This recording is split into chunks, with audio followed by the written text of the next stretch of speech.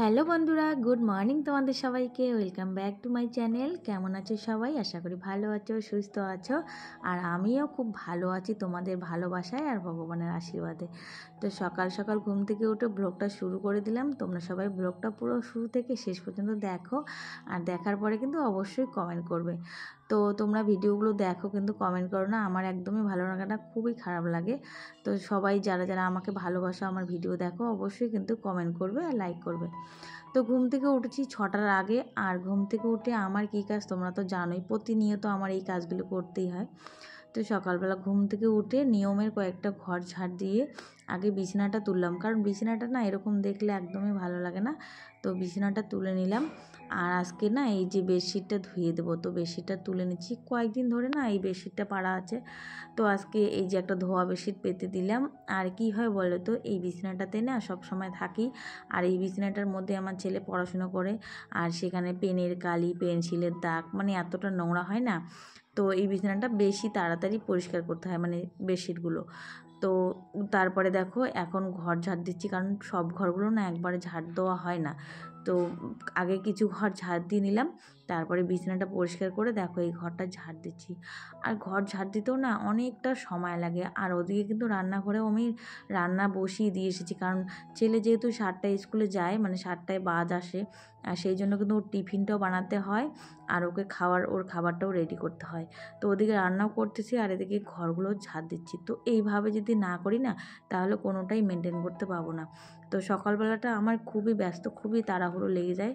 তো আমার না, মানে আমার মতো যারা আছো আর কি, যাদের ছেলে মেয়ে সকাল সকাল স্কুল যায়, তাদের কিন্তু আমার মতোই অবস্থা হয়। তো দেখো একটু কমপ্লান বানিয়ে নিলাম। তো ছেলে সকালবেলা এখন আর ভাত খেতে চায় না, তো কমপ্লান বানিয়ে নিলাম। আর দেখো আমি বানালাম এদিকে একটু গ্রিন টি, কারণ একটু না সকাল সকাল এখন গ্রিন টি খাওয়া অভ্যাস করতেছি। আর আজকে রান্না করব আমি অড়হর ডাল। আর আমার ছেলে অড়হর ডাল এত প্রিয় কি বলবো। তো অড়হর ডাল ওর জন্য করলাম। তো ওকে খাইয়ে টিফিন দিয়ে তারপরে কিন্তু ওকে পাঠিয়ে দিলাম। আর আজকে জানো তো আমার অনেক কাজ আছে। সেই রাত্রিবেলা, আগের দিন মানে কালকে রাত্রিবেলা এত বাজার করেছি, মানে মাসের বাজার করেছি। আর আমাদের তো মাসের বাজার করতে হয়। আর আমাদের জানো তো, হিসাব না করে খরচা করলে আমাদের মাসের শেষে খুবই টানাটানি হয়, খুবই অসুবিধা হয়। কারণ একজনের উপরে ইনকাম থাকলে না সব সময় হিসাব করেই চলতে হয়। তো দেখো কালকে অনেকগুলো টাকার বাজার করে এনেছি, একদম গ্রোসারি বাজার থেকে শুরু করে বিস্কিট, মানে খাওয়ার যত রকমের জিনিস সবই এনেছি। কারণ মাঝখানে কিন্তু আমাদের আর হাতে সেরকম টাকা পয়সা থাকে না, সেই জন্য মাসের প্রথমেই কিন্তু সব কিছু কিনতে হয়। তো এখানে দেখো ফলগুলো একটু জল দিয়ে রাখলাম, কারণ ফলগুলো না এখন শুকিয়ে যায় তাড়াতাড়ি, সেই জন্য একটু জল দিয়ে রাখলে কিন্তু তাজা তাজা থাকে আর কি।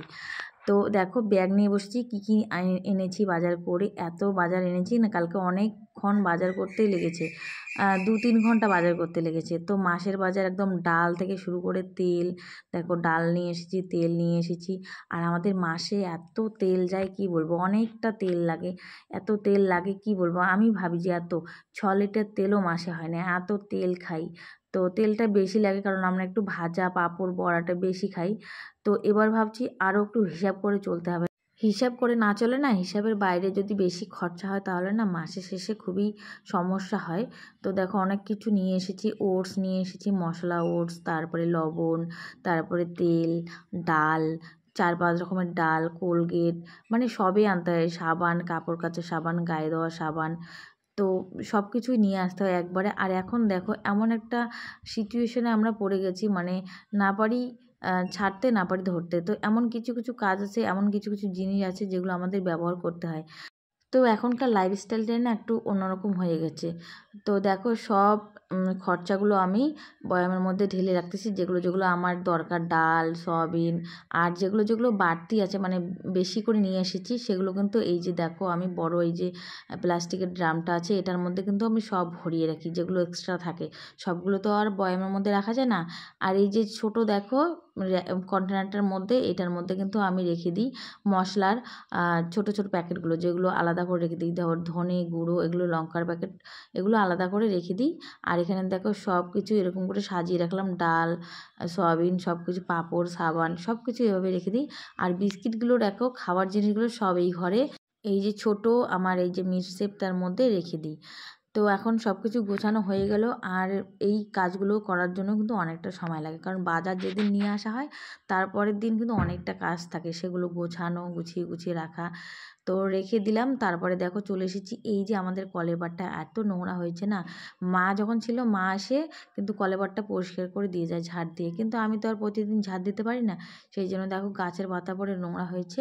তো কলের পাড়টা একটু পরিষ্কার করলাম, আর এদিকে কয়েকটা গাছ আছে সেখানে জল দিয়ে দিলাম, আর কলের পাড়টা না একটু জল দিয়ে ধুয়ে দিলাম। আর এখন দেখো রান্না হবে কাঁঠাল, আজকে রান্না হবে। কাঁঠালটা অনেক দিন আগে এনেছি, তোমরা দেখেছো। তো বাথরুমে কয়েকটা জামা কাপড় আছে, সেগুলো ধুয়ে দিয়ে কিন্তু আগে স্নান করব। স্নান করে তারপরে কিন্তু কাঁঠাল তরকারিটা তো আস্তে আস্তে রান্না করতে হবে, কারণ তাড়াহুড়ো করে রান্না করা যাবে না।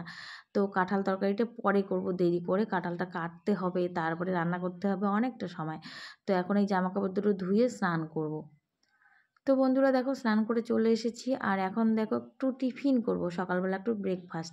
তো চা তো খেয়েছি, তো এখন দেখো টোস্ট, তারপরে ক্লক্স কর্নফ্লেক্স, আর হলো খেজুর। তো এটা নিয়েছি আজকে সকালবেলার ব্রেকফাস্ট এটা।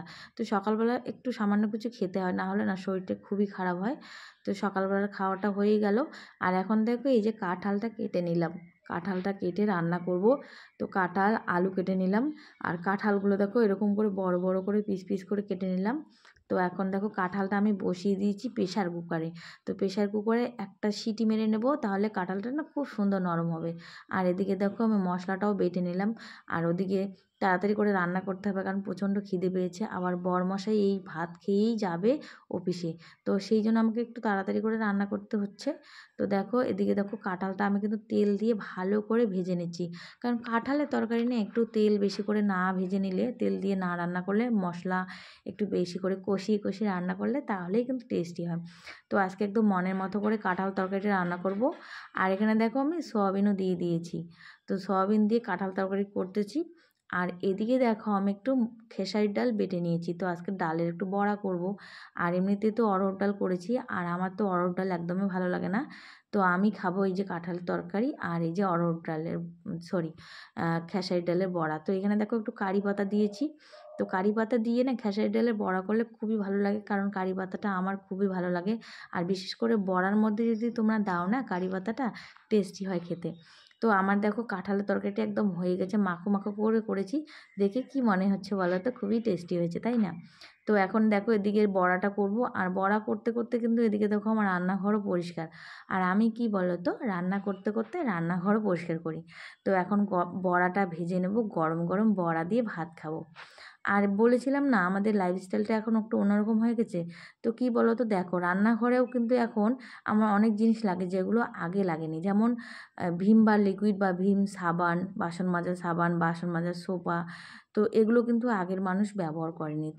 তো বললাম যে এগুলো বাড়তি খরচা।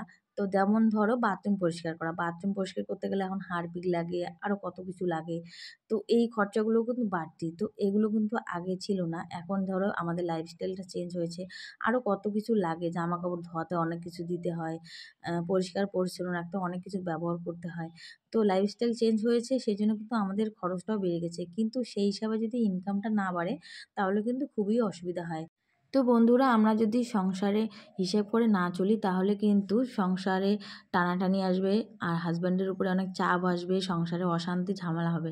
তো আমাদের মতো যারা মিডল ক্লাস ফ্যামিলির, আমার মতো বউ আছো, তাদের কিন্তু সবারই উচিত, প্রত্যেকেরই উচিত হাজব্যান্ডের ইনকাম অনুযায়ী খরচা করা। হাজব্যান্ড যতটা ইনকাম করে সেই হিসাবে কিন্তু খরচা করা। আর সংসারের প্রতিটা দায়িত্ব কিন্তু একজন স্ত্রীর হাতে থাকে। তো সংসারে স্বামী ইনকাম করে, কিন্তু সংসারটা চালায় একজন স্ত্রী। তো সংসারে যদি ইনকাম অনুযায়ী যদি খরচা না করি আমরা, তাহলে কিন্তু সংসারে মাসের শেষে অনেক সমস্যা হবে, হাজব্যান্ডের উপরে অনেক চাপ আসবে, সংসারে অনেক ঝগড়া অশান্তি হবে। তো সেই জন্য আমাদের উচিত প্রত্যেকেরই সংসারে আর্নিং যতটা হবে, হাজব্যান্ডের যতটা ইনকাম থাকবে সেরকম করে ব্যয় করতে হবে। তো আমার কিন্তু এই অসুবিধাগুলো হয়, সেই জন্য কিন্তু আমি একদম হিসাব করে চলি, কারণ আমার হিসাব করে না চললে হবে না। কারণ আমি অন্যেরটা দেখে করব, অন্যেরটার দেখে করে তো আমার লাভ নেই, কারণ আমার হাজব্যান্ড যতটা ইনকাম করে আমার সংসারে কতটা খরচা সেটা কিন্তু আমিই জানি। তো সেই জন্য প্রত্যেকের উচিত সংসারে হাজব্যান্ডের ইনকাম অনুযায়ী খরচা করা, তাহলে কিন্তু সংসারটা সুন্দর হবে, ভালো হবে, আর সংসারের মধ্যে কোনো অশান্তিও থাকবে না।